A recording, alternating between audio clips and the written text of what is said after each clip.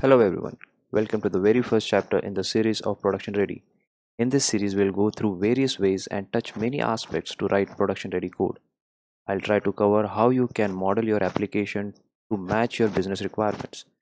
One can argue that a good code should allow and follow all the clean code principles, solid principles, open close principles, etc. And that is true. All these practices make your code readable, maintainable, and easy for writing tests. There is also another angle which one should know on top of all the previous practices. These aspects help you and your team to easily test, deploy, and secure the application. I'll post a separate series covering clean code and solid principles. In this series of production ready code, I am trying to put together few industry standards and methodologies that you should take care and think about if you want to deploy your application and your code to the production system. We will cover TDD, which is test driven development. Here we'll try to see how you can map your business requirements and business functions to your code. Next comes security. Security, this coin has many faces to it. For example, how you can secure your APIs using authentication and authorization mechanisms, how you can secure your business and your application secrets. For example, your application can have database username, database passwords, and keys to access different and external third-party APIs.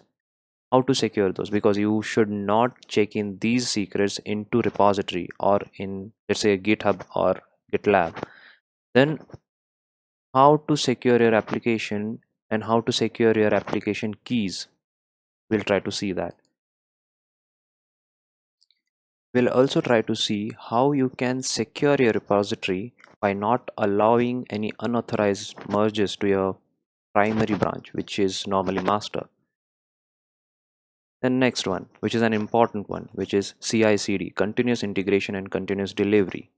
Here we'll try to cover, for example, let's say when someone checks in the code into the repository, or let's say a primary repository or primary branch, then how to automatically test, build, and deploy your application to the infrastructure. This subject actually spans across multiple videos.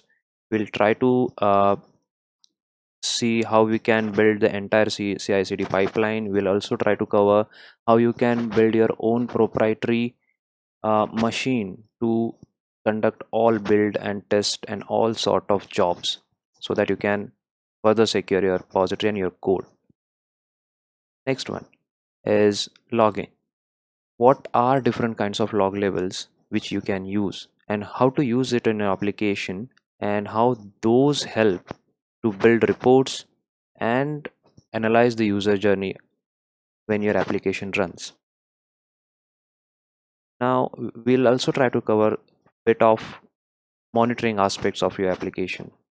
When you deploy your application to a production system, it is very important to know how your system is performing, and along with the system, how your code is performing. For example, in case of Java, how your Java heap is actually performing, how much CPU, how much memory it is using, and is it having any high garbage collection rate or something of that sort.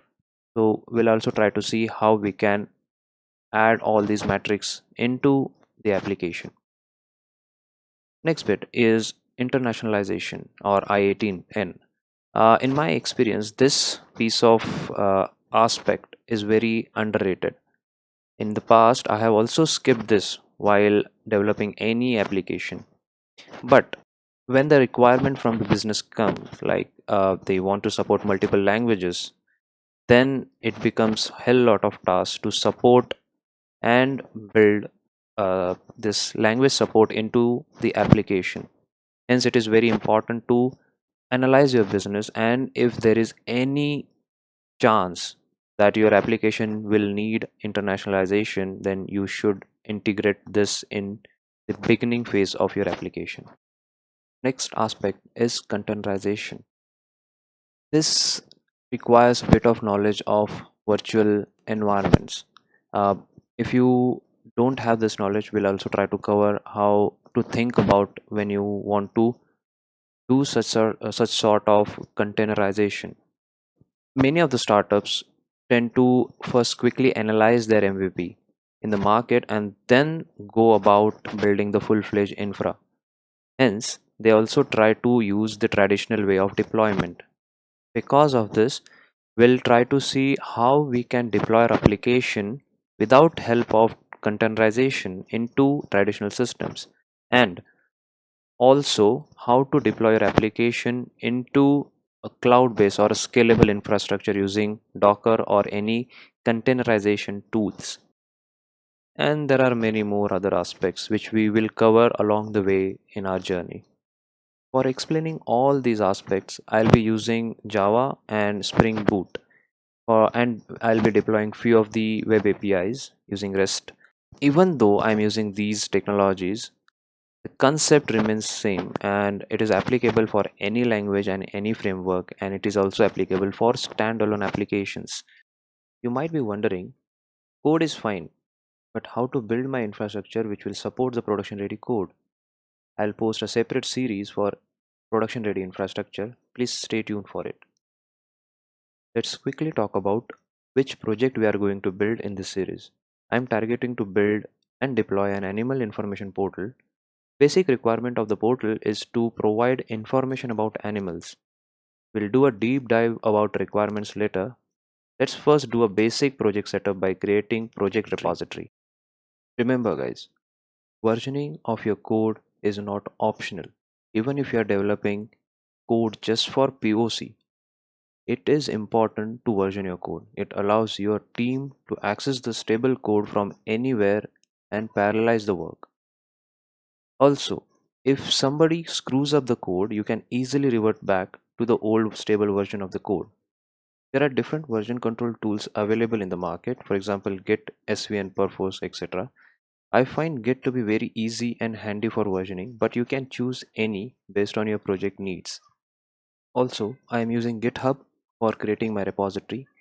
You can use GitLab or Bitbucket, anything. Let's try to see how we can create the repository. Once you go to the github.com, you'll into the repository section, you can click on new, and then you can give repository name. Let's say we'll give the name for portal. You can give the description, but I'll leave it as blank. I'm choosing it as public because I don't have any requirement to make it a private repository, and also it will be available for you for reference.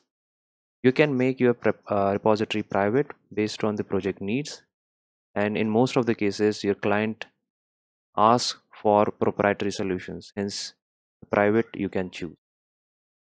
And next thing is to initialize the readme file. We'll cover readme file later. Git ignore, because I am developing a Java solution, I'll choose Java here.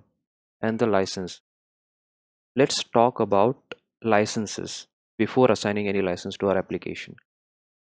Consider, if you don't assign a license to your application in the repository and you are developing an open source project, if a user comes to your repository and tries to use your solution into his or her repository, then the user will be clueless whether to use this repository or not, because you haven't specified what are the terms of using your repository or your solution into any other solution or into any other repository.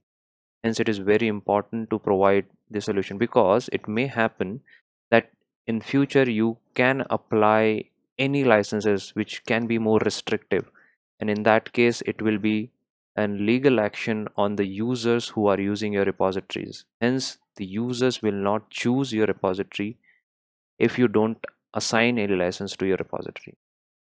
There are different kinds of licenses, for example, permissive, public domain, LGPL licenses, copyleft licenses, and then the proprietary licenses. If you don't know which license should be used in your repository, there is a very handy website that I refer to as tldrlegal.com. Here you can search for any licenses. For example, MIT and BSD, these are permissive licenses. Let's see what an MIT license says. MIT expat. So as you can clearly see, you can use it for commercial use, and you can modify the repository or the code which is there in the repository which is using MIT license. You can sublicense it. What you cannot do is hold the author liable. Also, there is a must section. So I find this website very handy. If we talk about LGPL licenses, which are lesser general public licenses, then the developers can borrow and modify the code and redistribute it as part of their own project, provided that the portion of the project or the portion of the code used under LGPL is relicensed under LGPL. Other portions of the project are allowed to have any other licenses. If we talk about GPL licenses, which are general public licenses, these are more restrictive for proprietary projects. We see GPL licenses,